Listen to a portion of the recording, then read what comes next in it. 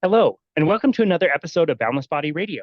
I'm your host, Casey Ruff, and today we have another amazing guest to introduce to you now. Siobhan Huggins is an independent researcher with interest in cholesterol metabolism, inflammation, and metabolic diseases. She first went on a ketogenic diet for weight loss in August of 2016 and found that it resulted in numerous physical and mental health benefits.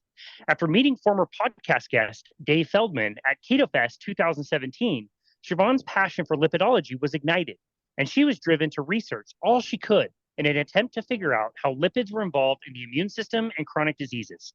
After losing 80 pounds, she referred to a lipedema specialist for a possible diagnosis, which sparked her interest in the condition as a whole and the people it affects every day.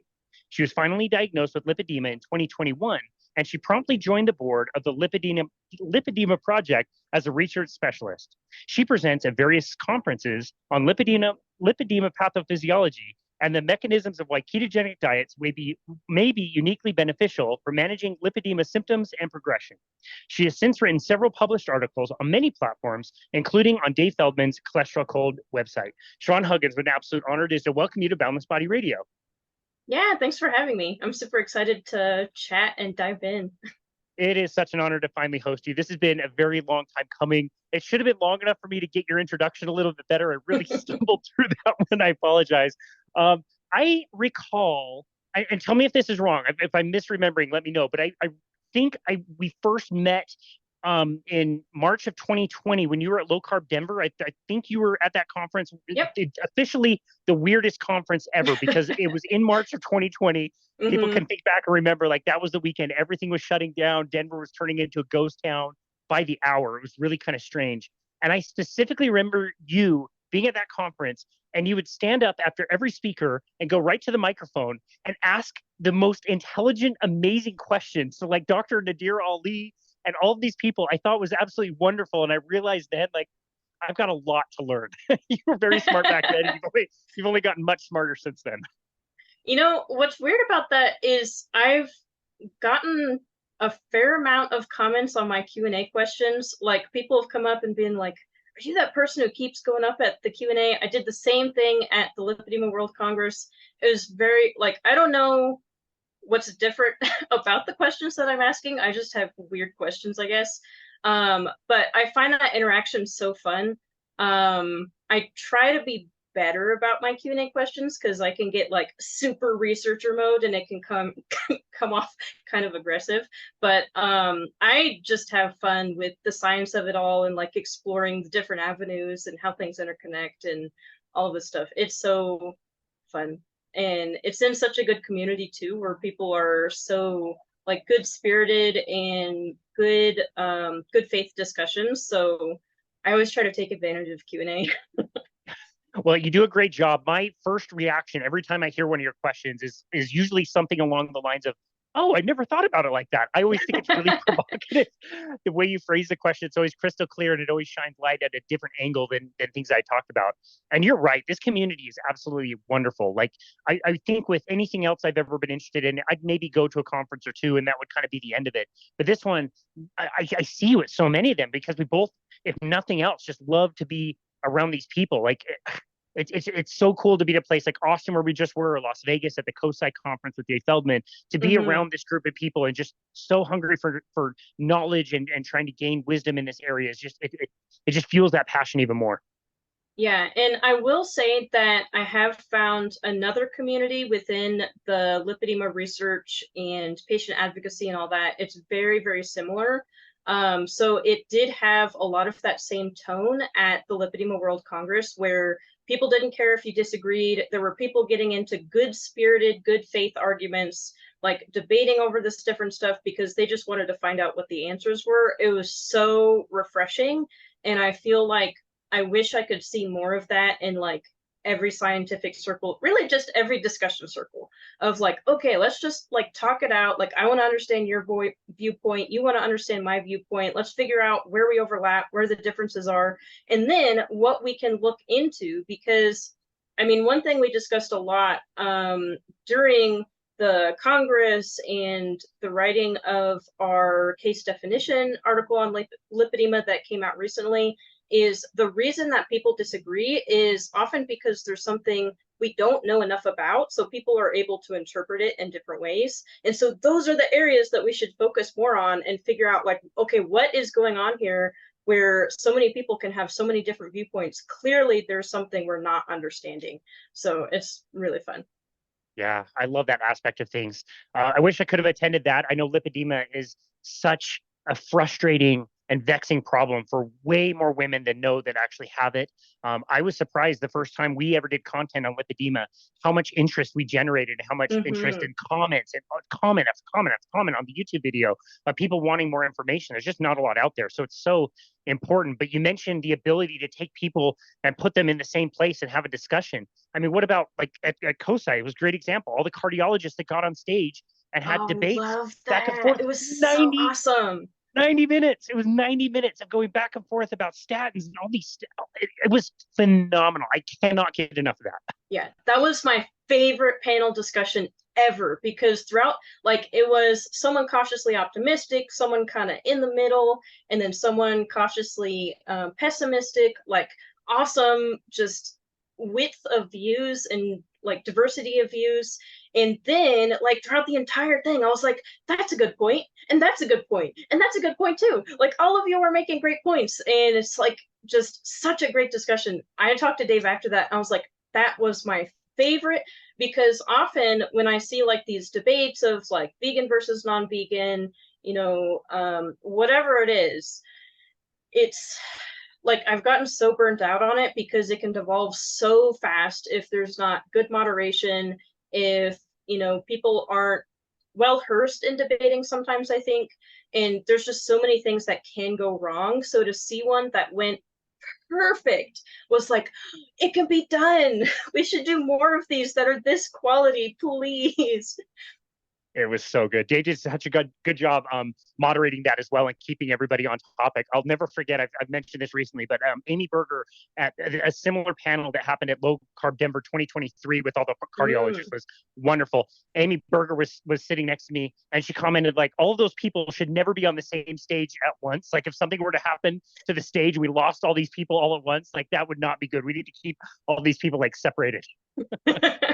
Yeah, just stay in your corners. But exactly. Yeah, I think just like building that healthy discussion is so important, because it's easy to like get into a viewpoint and get stuck there, and the only way to break people out is exposure to other ideas. So I'm all in favor of open debate and discussion, as long as it's good faith and civil and polite. There's a lot that can be gained from that. I couldn't agree more. And that's why I just love your work so much. You and Dave are, I think, a match made in heaven as far as like people who talk very scientifically about the things we know, the things we don't know. Your personal story was not necessarily like somebody told you to try keto and you just tried it without looking into it. Like, you're always researching and getting obsessed with something. Every time I feel like I'm obsessed with this topic, I always remember like, no, Siobhan's a little bit more obsessed than I am. It's great. Yeah. But I think it's a great thing, and it's a fascinating topic to get obsessed about. And there's so much there. And like I said, I really respect you and your work, because you're never saying you're absolutely sure of something. We're always learning. But let's go back and talk about your own personal story and how you found some of this stuff to begin with. Yeah, so going back like all the way to the beginning. So even before the beginning of the beginning, in terms of the obsessiveness, that's been there since I was a kid. I was obsessed with gymnastics for a long time, because I saw this one thing. It was like in America's Got Talent type of thing, where I saw someone doing like these contortionist gymnast type stuff. I was like, I want to do that. And so I got into gymnastics, obsessed over it for a very long time. But this actually intercedes with the rest of the story, because around when I was 10 or 11, the depression symptoms I had been experiencing for a few years at that point really came into full force, and I dropped gymnastics. I also dropped swimming, which I also really liked at the time. Parents, just an FYI, if your kids suddenly drop a bunch of hobbies at once, maybe look into that and see if, like, what's going on.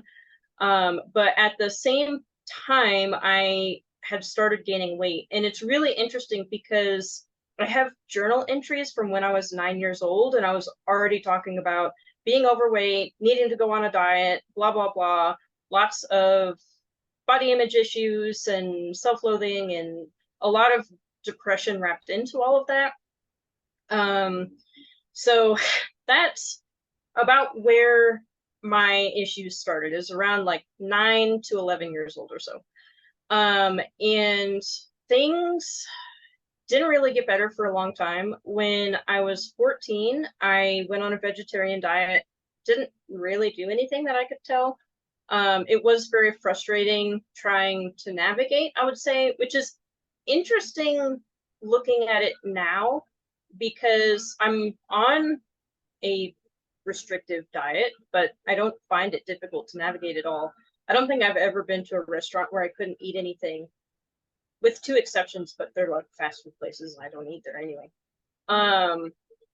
But yeah, so I struggled with weight. I kept gaining weight. By the time I was 18, I was 240 pounds, and I'm 5'2", so that's a lot on my frame. I struggled a lot with the depression. I had pretty bad mood swings as well, especially when I calorie restricted. It would make the depression symptoms and the mood swings even worse. And it's like I could lose a little bit of weight through calorie restriction. I did calorie restriction again about 2 years later, I think 1 or 2 years later, and I lost 20 pounds, but I felt not good. I felt like garbage.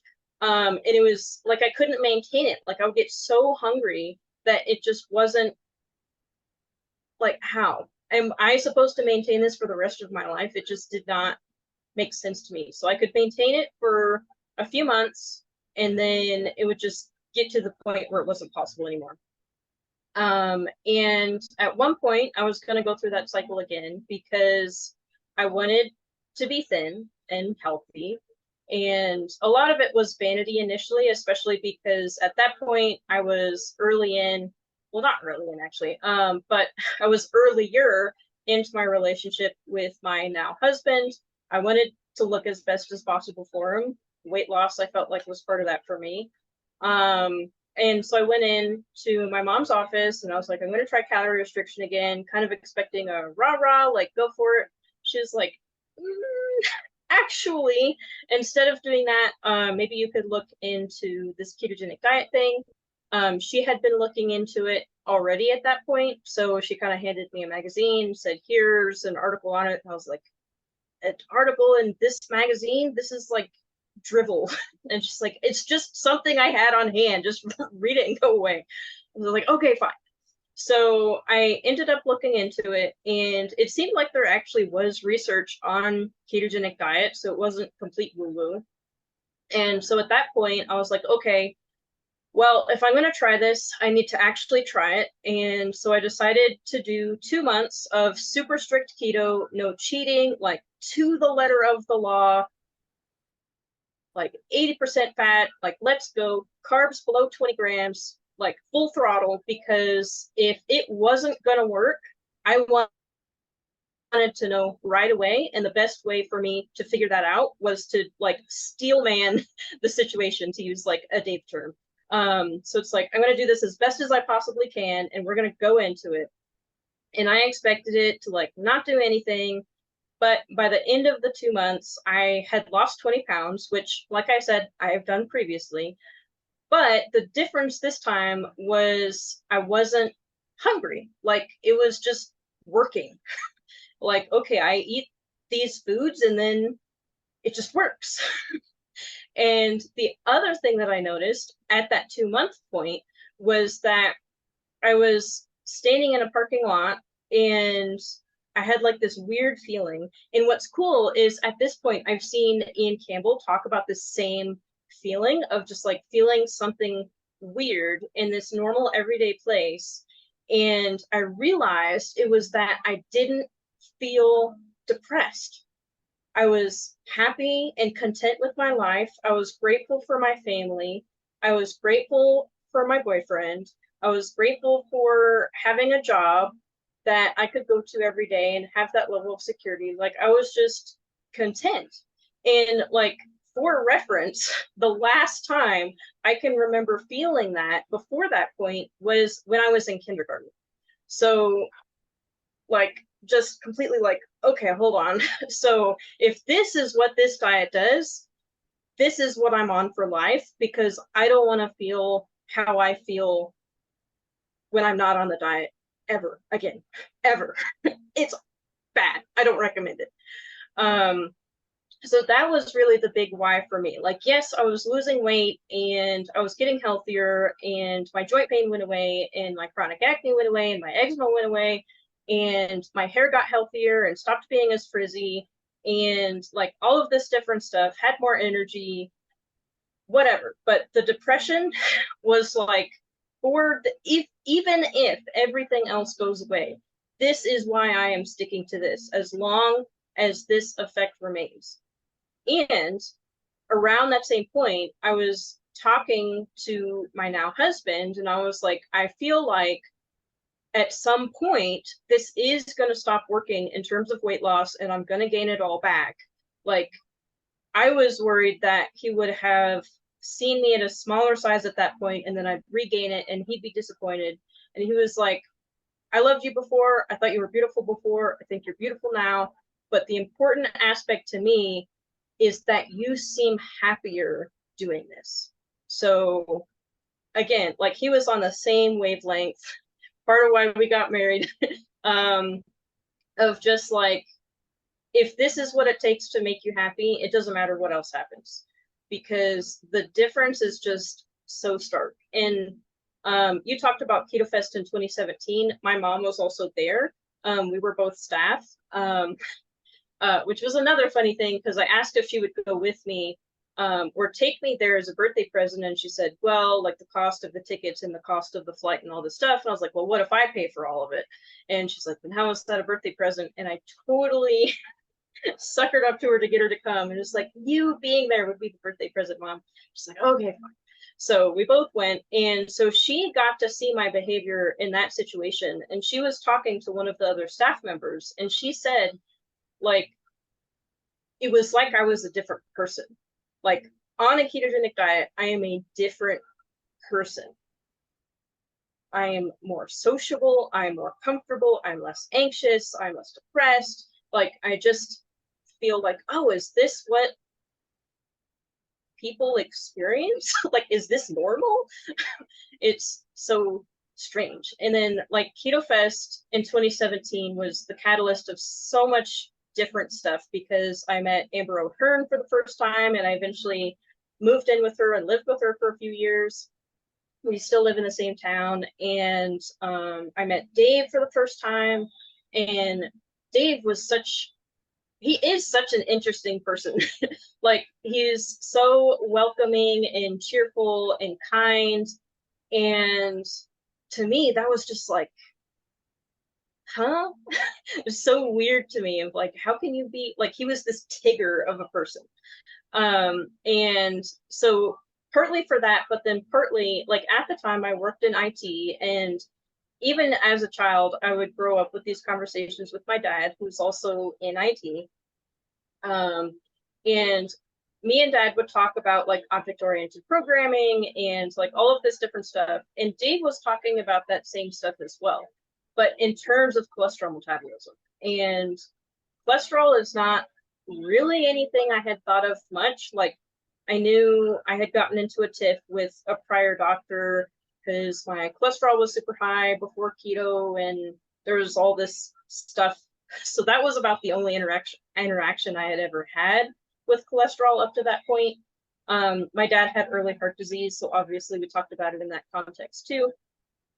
But Dave was talking about it in a way that was really interesting to me, because he was using word and language that I understood from this like technical perspective. So the combination of his really strange to me, genuine personality, plus what he was talking about was really interesting, meant like every time there was an open seat next to him, I'd be sitting down. And my tactic, for one, I was genuinely interested in it, but for two, I knew if I ask him questions about cholesterol, he'll talk a lot, which made the whole interaction easier. So I would ask like, okay, so you mentioned blah, blah, blah about HDL, and I'd just start asking questions. And on the way back from Ketofest, I had gotten his cell phone number and asked if I could text him, and he said sure. So I was already asking him, like, you know, what's the best entry point to learning about cholesterol? And eventually I ended up reading through a couple different textbooks that were kind of sideways recommended through the resource that he had suggested. And from there, we just started talking and working together. And I wanted to help him because I could tell, even at that point, that he was really busy. And like now, he's even busier. But like the obsessive part of me has always been a strange aspect of myself that I've had to deal with, because I would be introduced to topics and by other people, and then I would get like way more into them than the other person, and eventually I'd reach a point where I was talking about it like tea cultivars or something, and the person would just have like this blank expression and I've completely lost them, and it's like, okay, whatever, and then it wasn't as fun anymore. But the one time, I mean, it's happened now with lipedema stuff as well, but the first time that ever happened where it went differently for me was with Dave, because I would send him these huge walls of text over Slack and just talking about like the papers I had been reading and my thoughts on them, and asking him questions like, do you think it works like this way, blah, blah, blah. And for the first time in my life, someone responded just as excited and enthusiastic and interested as I was. And I was like, that's it. Like, this is it for me. This is what I'm doing. And like, man, we've been working together full time for since 2018. So what is that? 6 years now. And it's just been so fun. And if you want to talk about like civil, polite debates and discussions, Dave and I have gotten into plenty of them, and it's so fun and it's so great. And I feel like that initial aspect of looking into cholesterol metabolism and eventually the immune system and inflammation and insulin resistance and how all of those interconnect, which is a whole like super fascinating thing just in itself, really set me up really well for the lipedema diagnosis. And the lipedema diagnosis was a bit of a slow hitter. So I had lost a bunch of weight on a ketogenic diet. I had a normal waist size, I still do. But there was like this odd aspect to it where even with my first picture with Dave, where I still had a little bit more weight to lose, he had like put his arm around me for the picture, and I remember feeling so self-conscious because I was aware that my arms were just big, like they looked big. And like there's the sequence of pictures where I'm clearly like trying to pull away, like, nah, I don't know about it, and then he pulls me back in and it's great. But like I was aware on some level of the disproportion. I just thought it was how I was naturally shaped. But fast forward to I think 2019, and I had done this super long fasting experiment, 2 weeks of water fasting, and then fat fasting on top of that, where I was only consuming pure fat. And it was a self experiment, which I had done a ton of before. And I had done long fasts before that when I was at a higher weight. And my logic through this is visually, I clearly have a lot of fat, so I should be able to comfortably fast for this long.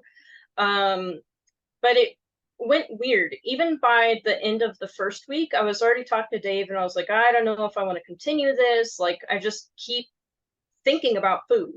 And on previous fasts, wouldn't think about food at all. The main problem was that it was boring. And this was different. I was starting to get fatigued. I was starting to sleep a lot, but it was very disrupted. I'd have trouble sleeping at night, but then I'd have to take a nap during the day because I was so exhausted. My menstrual cycle got disrupted during that. I was feeling cold and just the obsessive thoughts about food. And it was weird, but what ultimately happened is I had posted a before picture before the fast and then a during picture, and 3 different women reached out to me privately and said something along the lines of, have you ever looked into lipedema? Because the pictures you've posted, it looks like it might be that. It's like, I don't know what lipedema is. I've never heard of it, so I don't know. And for me, like, I wasn't offended or anything. It's just like, oh, that's interesting. I don't know what that means. So I ended up looking further into it, and I talked to my doctor about it. And at the time, he was like, well, I don't know how much a diagnosis would help. There's not really much you can do about it. Like, I don't want to hear it. Just like, I need to know. I need to know for sure if this is what I'm dealing with. And so he referred me to a specialist. I took a big, awesome road trip with a couple of friends from Colorado to California. Beautiful, gorgeous scenery. Like, just the trip itself was really cool. And I got the diagnosis, and it's like, okay. And it actually took a while for it to set in, because at that point, it's just like, even when it was suggested to me, I was in research mode. And I was like, okay, like, what is this? What are all the papers published about it?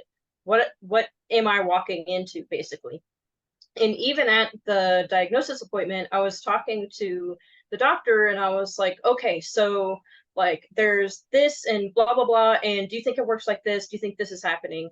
And what's funny is she has papers published on lipedema. And so I walked into the appointment, I was like, read all your papers, love your work. She's like, great. But it actually took a while for it to sink in. Like, after the diagnosis, I reached out to, I think it was an accumulation of multiple things. So Amber O'Hearn connected me with Leslyn Keith and Catherine Seo through the Lipedema Project. And I also reached out to them independently because they had written a paper talking about ketogenic diets for lipedema. And I was like, cool, already doing that.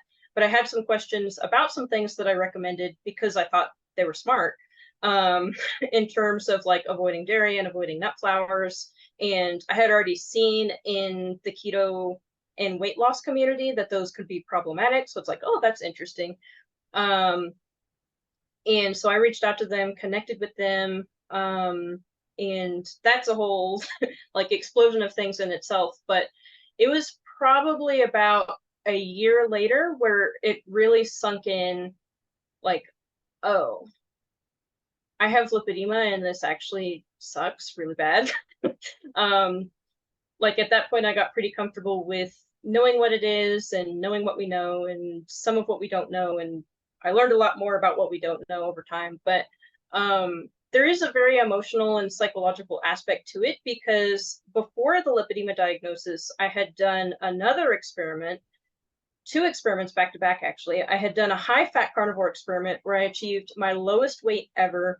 I looked so small, like, not normal necessarily, like I still looked disproportionate and stuff like that, but definitely smallest waist size I'd ever had.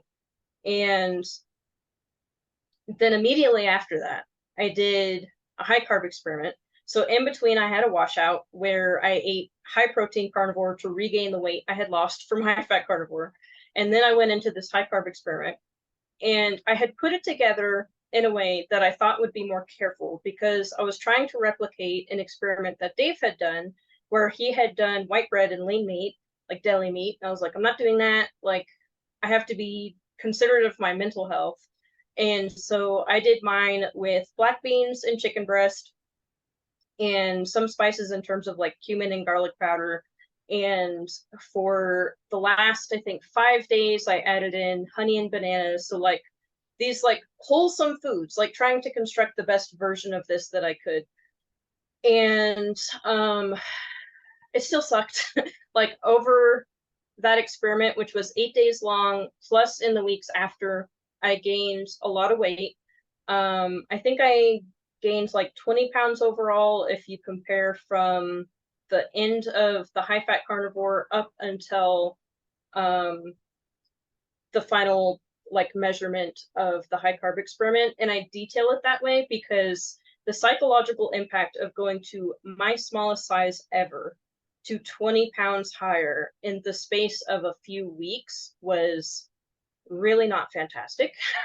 But even more than that, I experienced a lot of fatigue during that experiment. And what was even worse is that at the end of each day, so there was a portion where it was same amount of calories, like 1,700 calories or something like that. And then it went up to 3,000 calories of extremely high carb, low fat. At the end of the day, eating 3,000 calories, double what I was usually eating at that point, I was ravenously hungry. So uncontrollably hungry. I would be in bed at night, just like, I'm so hungry. It was miserable.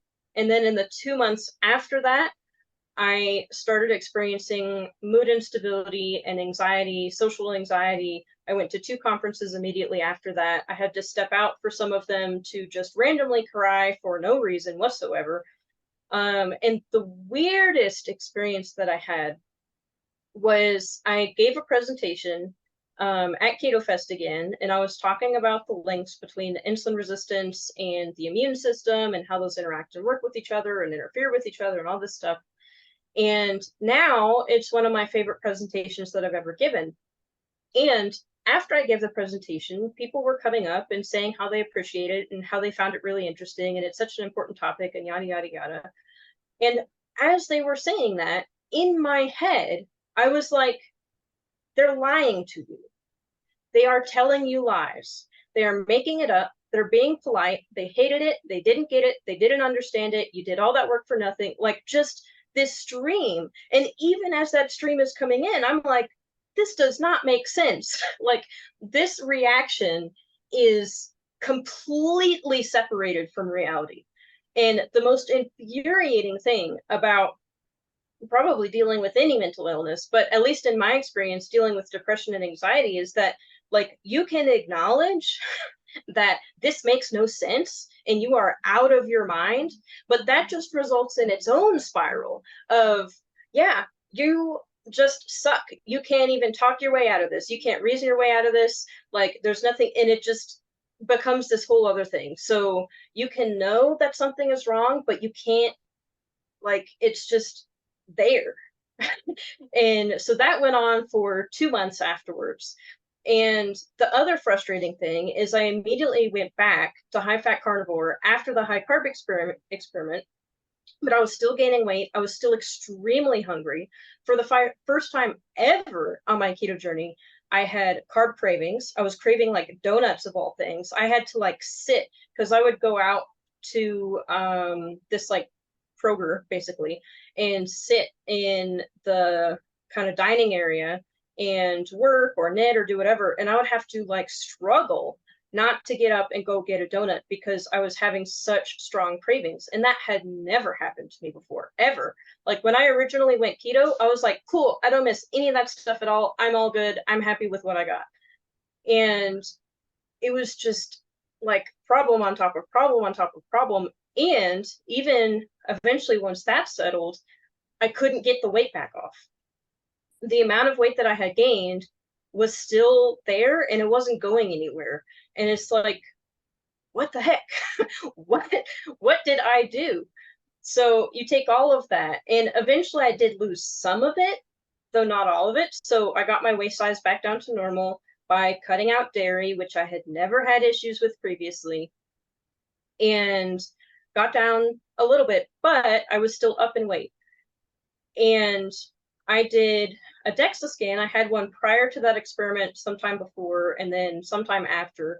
And the areas where fat had gone up in my legs, in my arms, and as we'll discuss, those are areas where I have lipedema tissue. So fast forward to about a year after my lipedema diagnosis, and like, I was just thinking about it in terms of like, something I consciously chose to do may have caused lipedema progression, and there may not be anything I can do, barring surgery, to ever get that back off.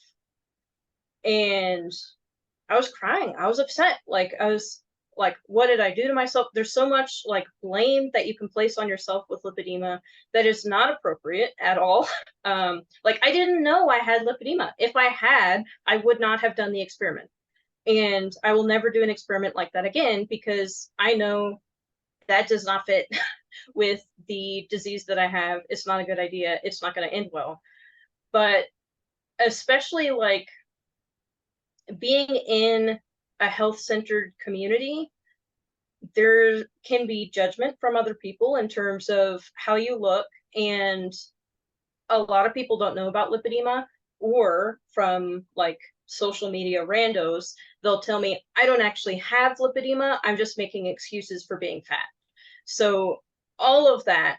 So you're dealing with this chronic condition, and then you also get comments from people just laying blame, and then you can also blame yourself for, you know, increase in symptoms or going slightly off of diet, like adding dairy back in and gaining weight from that, and like all of this other stuff on top of trying to do all these things to manage.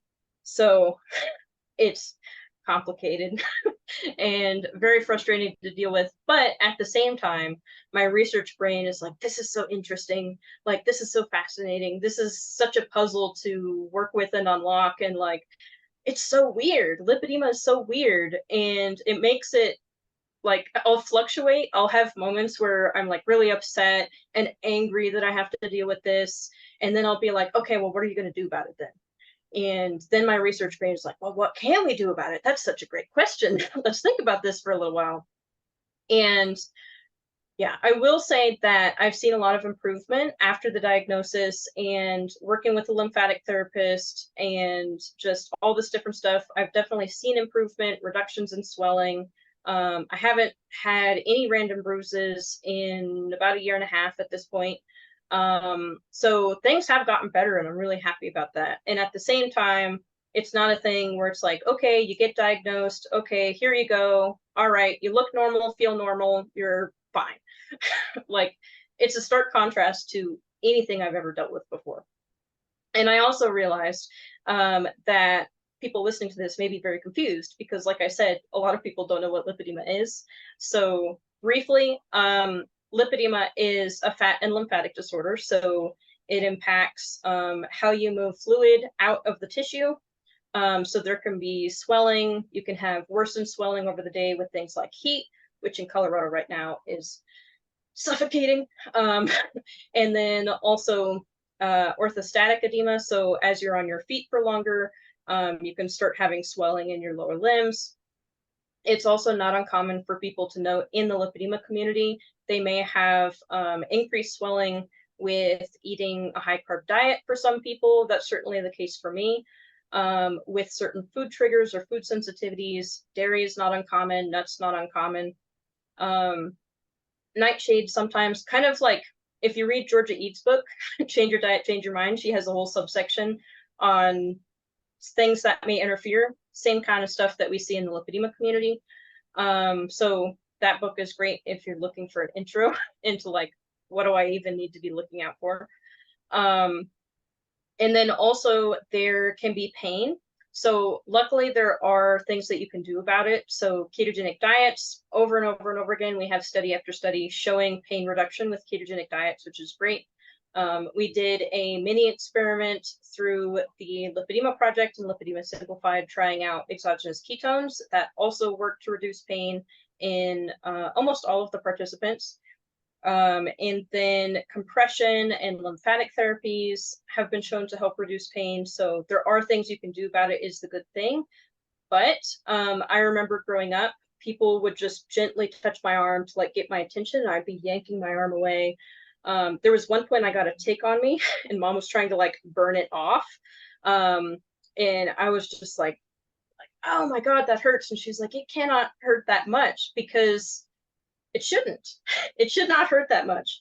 But that is an aspect of lipedema, is the highly sensitive nature. So even just being sensitive to little touches or just flat out pain, especially for some people with pressure. So pressing on the fat can be quite painful. There can also be like this lactic acid like muscle burn with minor repetitive movement in areas where people have lipedema. There's like all sorts of different wide, diverse range of different aches and pains that can come with it. So I'm very lucky that I got on a ketogenic diet. So a lot of that pain actually went away. I have a little bit of tenderness close to the muscle in my arms, but my arms are special babies and they don't really respond to very much in terms of like lymphatic treatments and stuff like that. They're the most stubborn, they're also the area with the most lipedema tissue on me. And then the visual aspect that I briefly touched on, the disproportionate accumulation of fat. So the kind of pictures you'll see of lipedema might be someone with a very, very itty bitty waist, but then if you look at their lower body, it's like an entirely different person. Or like what I noticed, the disproportion in the arms. In some people, there's also arm involvement. So the torso might be like they might have a healthy waist size, but then if you just looked at their arms, it's like, oh, that person is obese, because the accumulation of fat is location specific. And if you look at people with lipedema, there's a huge wide range. So they could just have it from they could just have lipedema tissue in their hips, or they could have it from hip to ankle, or they could also have it from shoulder to wrist. And in those cases, maybe it's worse in the upper arms compared to the lower arms. They could have it just from their hip down to their knee. There's different types. So different people with lipedema are going to look different. But the fat texture is also different in those areas. So that's kind of how we're quantifying it. Not just in terms of where the fat is accumulating, but also the differences in that tissue too. So there may be, non-pitting edema, so they're swelling, but when you press into it, it does refill, which is different than, say, like extremely severe heat-induced edema, where it may start pitting, you press into it, and it doesn't refill, so it leaves this dent. Or with lymphedema, which could also be happening in the person to complicate matters, where they'll have that same pitting edema. And so there's that part of the texture where it feels like kind of spongy, or it might feel overly loose and stretchy in terms of the fat tissue itself. It might hang, so it might have a lot more laxity, so it hangs off of the limb or off of the thigh, very loose and thin. One thing I haven't really seen in many other disorders is the nodules that are in the fat tissue of people with lipedema. So the nodules, if we look at in the case definition, or not case definition, the standard of care paper for lipedema in the US, they have pictures of it, if you don't mind pictures of things that are supposed to be the inside of people being on the outside. They have pictures of these nodules, and what it is it's scar tissue that is wrapping around chunks of the fat tissue. So you have more fibrous bits of just fibrotic material, so basically buildup of connective tissue. That's all throughout the lipedema tissue, but then you also have these nodules of hard chunks of scar tissue in there.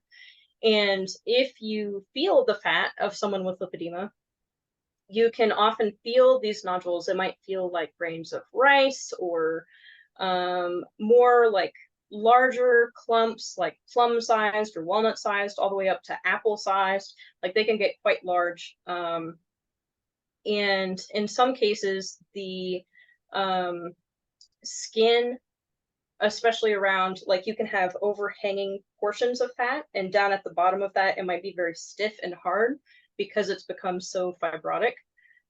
So clearly there are weird things going on with the fat. And that's probably, in my opinion, also part of why it's so difficult to lose. Like scar tissue is built to be stable. And there are situations where it could change. I mean, there are entire physical therapy aspects of trying to manipulate scar tissue and soften it and all that stuff. But with lipedema, it's in such a strange area. It's not around a joint where you could stretch it and kind of manipulate it. It's in these little solid chunks in the fat tissue, which makes it very difficult to deal with. And then when you're trying to lose weight, if you're thinking about just the physical aspect of that, like not only do you have this fluid accumulation and the swelling in the legs, which in itself, they've shown in mice that fluid stasis in the tissue can induce fat tissue growth. So there's that aspect, which may be inhibiting. And then you also have the scar tissue and this fibrosis, which might also be impeding weight loss and fat loss specifically. So you could starve yourself for 2 weeks, like I did with the fasting, and you may lose a couple inches off of your waist, but then when I looked at my arm measurements from beginning to end of that experiment, my arm measurement, despite being very large, like disproportionately large, only went down, I think, by something like 1/4 of an inch. So if you look at that, like I disproportionately lost fat when I was trying to lose weight. So more came off from my waist than it did in my arms and my legs. So that's another aspect of people with lipedema, you know, understandably may try to lose weight through calorie restriction or exercise or whatever it is. And they may find that even if they're successful with that, like let's say they are a little bit, have a little bit of abdominal obesity, so their waist size is a little bit bigger, so maybe they have a little bit of fat to lose there.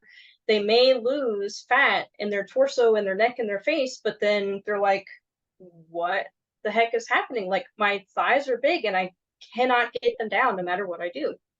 So there's the disproportionate fat, there's the disproportionate loss when they try to lose weight, the resistance to calorie restriction and exercise, there's the pain, the nodules, the other skin and tissue changes like I mentioned. In some people, depending on where they have lipedema tissue, they may also have something called cuffing. Basically, this is because they have this not typical accumulation of fat, in some cases all the way down to the ankle, like I mentioned, and then it abruptly stops. So unless something else is happening, like lymphedema, typically the feet and hands aren't impacted. So you may have fat accumulation all the way down to your wrist or ankle, but then your feet look as skinny as anybody else's. Like I can see the veins in my feet. They're like not any unusual fat accumulation in there. And so you have this almost like little sleeve that ends at the ankle or the wrist. And so that's another thing. I'll be walking around town and I'll just be looking at people's ankles. Just like, oh yeah, there's one. And yeah, I think so. The other aspect that's kind of important is that lipedema impacts almost exclusively women.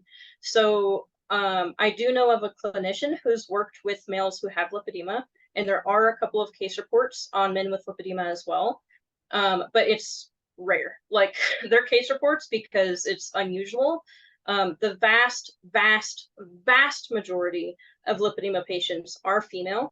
And another aspect that goes with that is a lot of people notice that the symptoms in terms of the swelling and the fat gain and the disproportion and all of that tends to be triggered or worsened by periods of hormonal flux. So puberty, pregnancy, and menopause. There's a lot of women who noticed it starting when they were young and they started menstruating, and then all of a sudden they see all of this stuff going on. Or there are a lot of women who are diagnosed after pregnancy. They start noticing that their legs are swelling and it's not going down, and they're gaining weight uncontrollably and they don't know what's going on. And all of a sudden their legs are painful and sensitive. And it's like, what is happening? And then there are also some women who, as they're going through perimenopause, they start seeing symptoms or their symptoms start getting worse. So probably something hormonal going on. But lipedema is relatively young. It was only diagnosed and named in the 1940s. And if you compare that to like diabetes or cardiovascular disease, we have notes on them from ancient Egypt. So we know a lot more about them than we do with lipedema. But the cool thing is that over the past 5 years, there's just been this explosion in research, this explosion in interest. We had the World Lipedema Congress, we have the case definition published, we have the US standard of care published, German guidelines published, all of this different stuff going on. There's more recognition in terms of it being included in the category of lymphatic disorders, more information on there being lymphatic abnormalities in lipedema, even early stage. So we're learning a lot about it, and it's just complex. Like it impacts a bunch of different parts of the body, not only in terms of location, but we're talking about fat tissue. We're also talking about swelling. We're talking about fibrosis and scar tissue. We're talking about pain. Where is the pain coming from? Why is there pain? Why in some patients is there not pain? So there's all of this different complexity.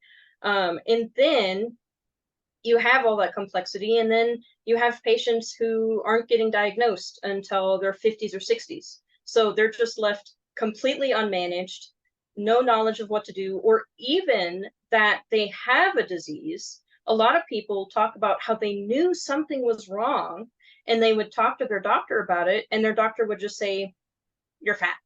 You know, you're non-compliant. You're not actually dieting. You're eating more than you think you are. You know, all this stuff. You're in pain because you're fat."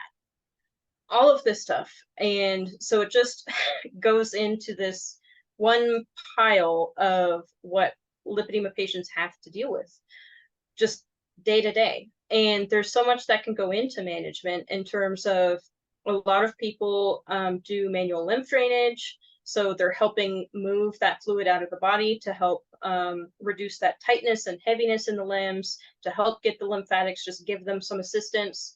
The pain reduction, like I said, the bruising reduction, all this stuff. They may be doing things to break up the fibrotic tissue and kind of help restore some of that health. They may be doing ketogenic diets, and that in itself, for some people, can be a whole thing because of how complicated diets can be and the difficulty they can run into in terms of cravings or navigating with family or at work or during travel, all this different stuff. Food sensitivities they have to figure out, all of it. And then also they may need to wear compression every day. They may need to do aquatic exercises to help the lymphatics as well through the pressure of the water. They may need to do physical therapy if they have mobility issues. They may need to, if all of that is doing its job, they may be regaining mobility, in which case some of them have had to relearn how to walk because they've been immobile for years. There's the mental and psychological aspect. They may be going through therapy. They may be going through body peace or body acceptance, or, you know, dealing with the fact that they have this disease and that it does impact how they look, and that impacts their self-esteem. It impacts dating.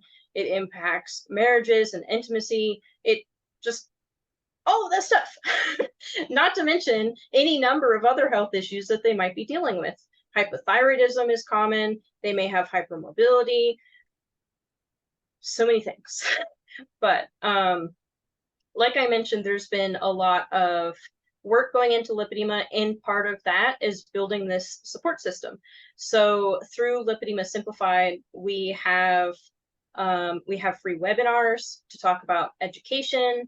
When this comes out, we'll have done one on food addiction with Nader Ali.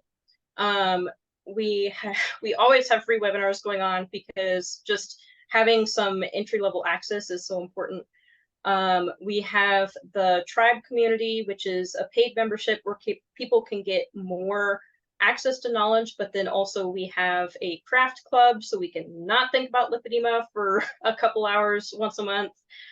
We have book clubs, we have all this different stuff. And then we also have the free community in terms of like the Facebook groups and the meetups that we're doing all through June as part of Lipedema Awareness Month, and lots of great, amazing people. Like, the lipedema community is full of so many curious and inquisitive and smart and intelligent and hardworking and hopeful women, and I love working with them, and I love being part of the community. And there's just so much that comes from having a community. Like, we've seen the same thing with the keto community and with the weight loss community. Like, there are studies showing if you're part of a community that helps support your goals and helps keep you on track and motivates you and supports you when you need it and understands what you're going through, it makes whatever you're dealing with so much easier. Well, not necessarily easier, but it helps lift the difficulty through many hands instead of just yours. And it helps keep you on track when things go wrong.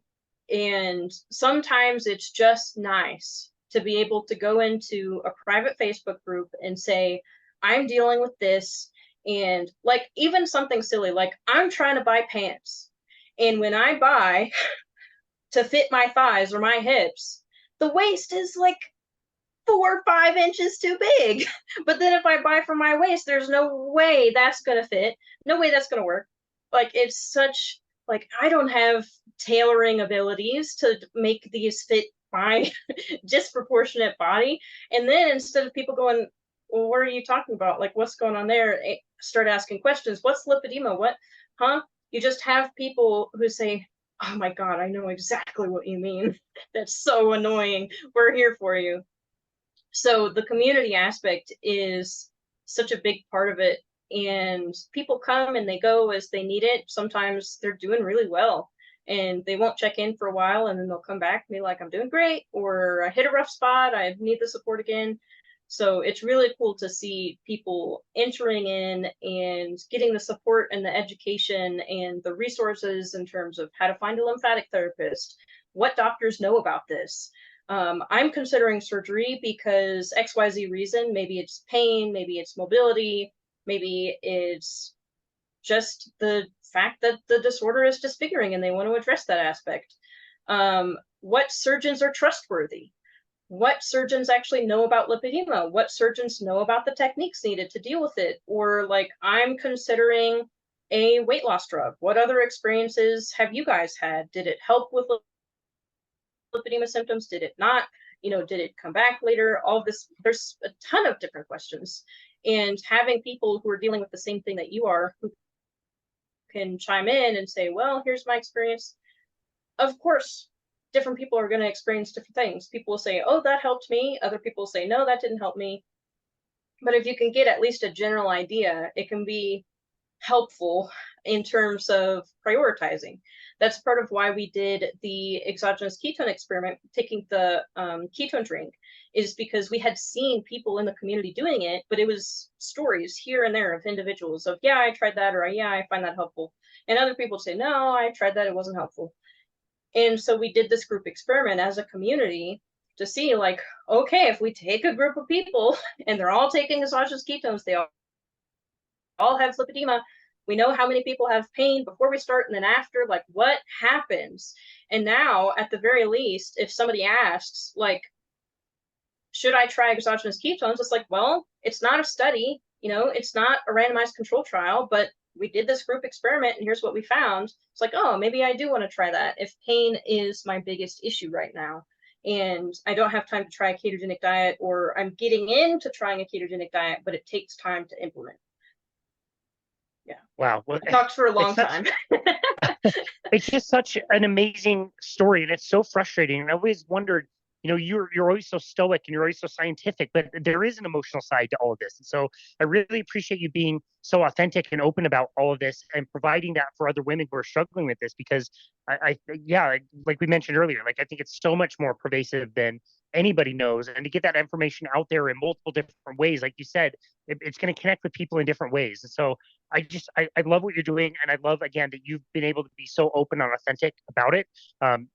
Just so utterly frustrating to deal with, I'm sure, but like that you've seen improvements, that you've been able to be in this space and share this information is absolutely wonderful. So we'll be sure to link all the information that we can about that. We just hosted Dave on the show not too long ago, and I did feel like it gave him enough time to talk about Own Your Labs. Can you tell us a little about your work with Own Your Labs?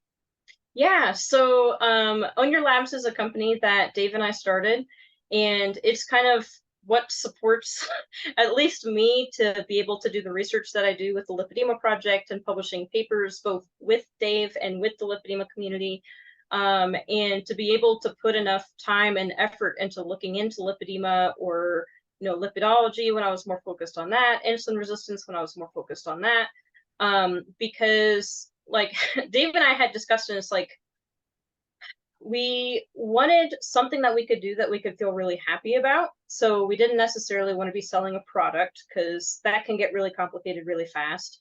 But we were both doing a lot of blood testing because we were doing these self-experiments, and other people were asking, like, how do I do that? I want to do that. Like, my doctor won't order those things, especially if I want to test cholesterol 3 times in the same week. They're going to raise an eyebrow at that. And it's not really necessarily appropriate in that case. It's more just playing around and experimenting and looking into this kind of stuff. And sometimes people would have difficulty just getting an insulin test because their doctor didn't know about the test, didn't know how to interpret it, maybe didn't know what to do. if it came back high. So then there's liability questions of if I order this and it's high and then something happens, it gets very sticky and tricky. And so Own Your Labs kind of came out of that. And essentially what it is it's just a lab ordering service. So we go through LabCorp for the majority of our testing. And you just place an order, you get a lab order form, you take it to LabCorp, they do the blood draw and testing, and then you've got your results and they're yours. You can do whatever you take with them. You can do whatever you want with them, rather. And a lot of people take them to their doctor for interpretation and say, hey, I got this, can you help me go through it? Or their health coach or whatever it is. And some people are just checking things out of curiosity, or doing self-experiments. We do have citizen science customers for sure.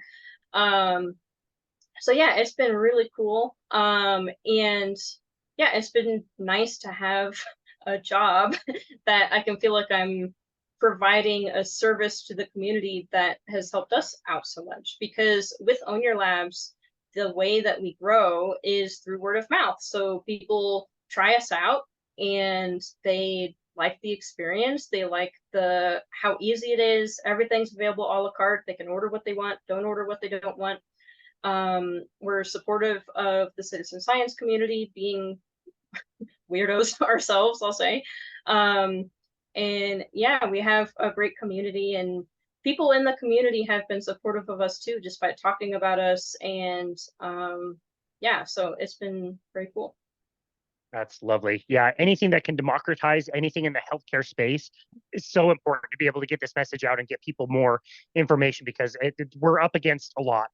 And so I'm really glad you got involved with that and you're doing that with Dave. It's just so fitting that you guys would be doing that work. I have thoroughly enjoyed this conversation. I really hope this is not the last time we chat on this show. We hope you can come back some other time. We can talk about insulin resistance or whatever else that you're fascinated by. I know you will be fascinated by something and taking on way too much work. But that's par for the course for you, Siobhan. But as for now, where can people go to find you and connect with you and your work? Yeah, so through the Lipedema Project and Lipedema Simplified, I'm the research specialist with the Lipedema Project. So you can find me there. I'll often co-host webinars or some of the events that we do, like the upcoming event in September that we're going to be doing. We'll be focusing a lot on the holistic approach for lipedema. So all of those different aspects that I mentioned in terms of nutrition and compression and MLD and the psychological and the social and the community support, all of that different stuff we're going to be going over and kind of giving an entryway into that. We'll have experts speaking on each topic, including our own experts there as well. So you can find me over at the Lipedema Project and Lipedema Simplified, at the Facebook associated with them. I'm also very active in the tribe community. I'm a tribe member myself. So you'll often find me at our arts and crafts group or some of the book clubs. We did a book club on Georgia Eats book in April, which is good timing for us. So lots of that going on. And then also in terms of social media, I'm on Facebook, but mostly just in the Facebook groups. And then I'm very active on Twitter, or X if you would prefer. But yeah, very active there right now. Over the next few months, I'm working on an article series that I'm posting to X Twitter. And it's going through all of the different characteristics of lipedema that we outline in our case definition paper. So I definitely highly recommend you read the paper, but I'm considering this a supplement to that. So I'm kind of going through some of my own thoughts. I have the intro post out now. As of recording, I'm working on the talking about the kind of sex dominance, like the females being more affected, some components into why that might be, what we can learn from the male case reports, and then I'll continue going down the line. It'll probably take a while because we have 10 different characteristics that we talk about in the paper, and I want to go through each individually because they're all super interesting and there's tons of different things we can learn about from each of them. Wow, that's it? That's all you're doing? Well, okay. We are working on some other things. You can also find me at Own Your Labs. So if you call in to Own Your Labs, if you need some help with something, it will sometimes be me or our other customer service person answering. You're always going to get a person, so you can find me there. Yeah, and I'm working That's on it. a bunch of other stuff, but Of course you are. yeah, I'll discuss Of those a little course. bit later. Siobhan, that's amazing. You always have so many irons in the fire for sure. It's been such a pleasure to chat with you. I feel even more privileged that we were able to have this time with you, for how incredibly busy you are. For you to take some time out of your day and your life to come on our show today is just so awesome. I really love and respect you, and I really appreciate your time and to come on our show today. So thank you so much. We really appreciate you. Yeah, and thanks for having me. It's no point being obsessive about something if I can't talk about it with other people and subject them to just a torrent of all my thoughts and ideas. And oh, did you know about Exactly. this? It's so interesting. You definitely will always have an audience here that will be equally, or try to be equally, obsessed as you in some of these topics. And it's so important to get this message out. So thank you again so very much for being on our show today. We really appreciate you. Yeah, thanks again. Absolutely. And this has been another episode of Boundless Body Radio.